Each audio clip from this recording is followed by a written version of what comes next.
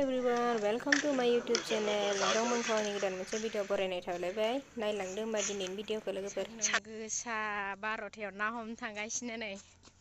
बोरो ना हमहैग्रायालाय बोरो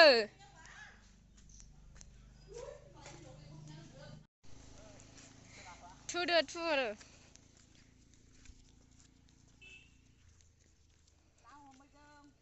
सान्दुं गोसा गोसानो खैरा जाखो न' बाजैनि मबाइला जायाबो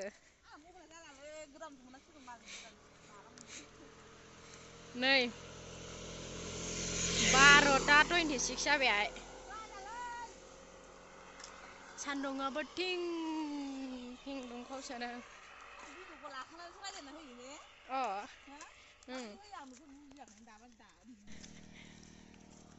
बाजैयाव मा गायदोंमोनथाय नैयाव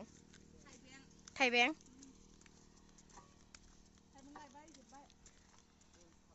फानजोबनो मोनबायदां मालाय नै खालि जाजोब्बाय दायो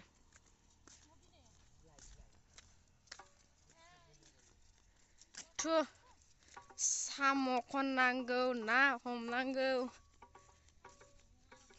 दा फख्रिखौ नायबानो जाबाय दे ओं फख्रिखौबो देखायगोन र' मोनहैगासिनो थाबाय थाबायनो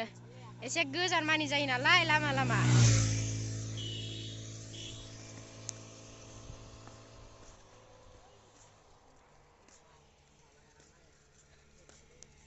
जों माइ गायनाया आइ बाजै हालायलायबाय मालाय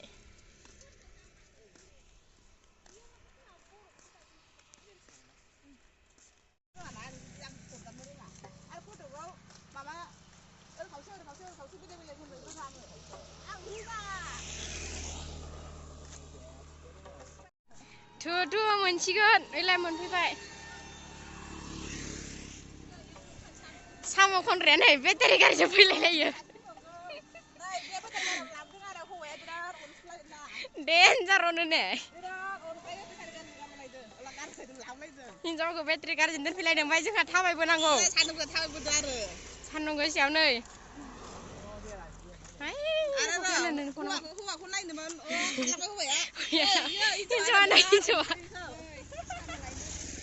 नै फख्रिया नै नै नै नै नै नै नै नै थु साम'खौबा मोनगोन ना मोना नाखौबा मोनगोन ना मोना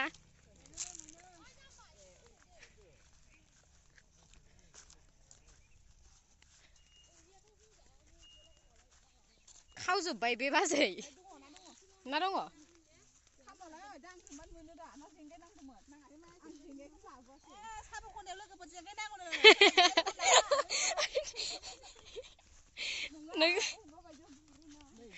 नोंसोर मिन्थिना मिन्थिया होनदोब्रा बाजै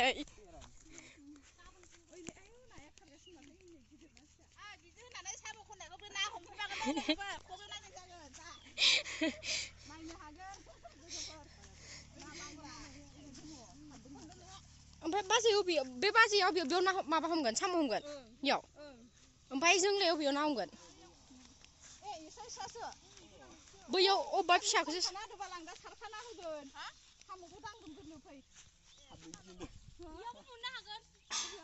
इयावबो मोननो हागौ बाजै औ सान्दुं गोसायाव आयु नैयाव मोनसे दं फख्रि इयाव मोनसे नैयाव मोनसे सान्दुंआ नै थिं थिं गोसाथार दे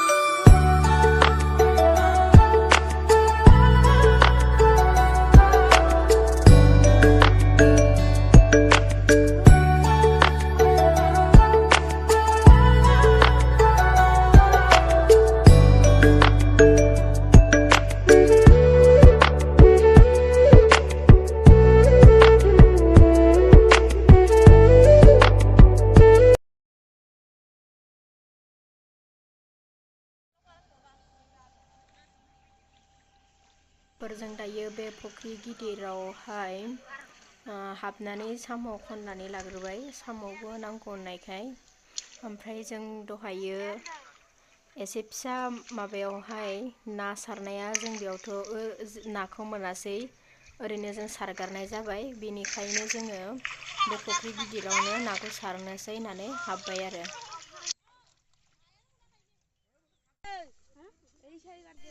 दायो नै माखासेया नाखौ बोगासिनो ओमफ्राय आं दसे मेंनानै जिरायफैबायमोन आरो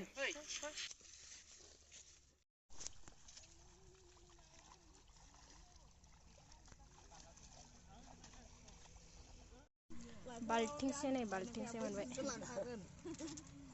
ओइ गेसाव दं दागायनो सुलुरै मोनसे गेसाव खोमा सानिया ओइ लखबन गोजावखायो बाल्थिंसे बेसेबां केजि जागोन आयंनिया गासिबजों आयै नै मेगनानो गलायलायबाय नै आयं ओइ आयं मेगनानो गलायलायबाय नै बारसिनबायनानैनो है बिदि नंखायामोन बे गग'बाय खबाइनिफ्राय दानि आं ओरै थुख'लाबाय हरबायबा नै बिथिं ओरै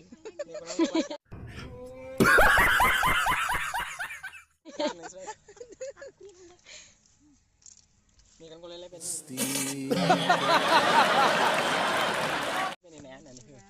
बाल्थिंसे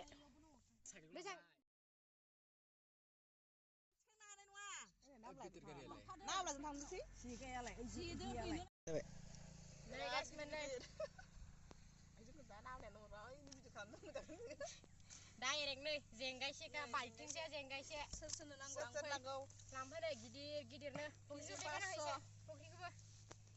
बे मोनसे अर्डार खालामनो हागोन मबाइल नाम्बार होगोन नैबे नासे नै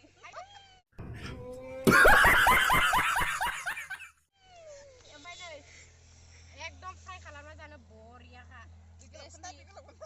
नै बे टेस्टिसिन लोगोफोर नैबे जाबाय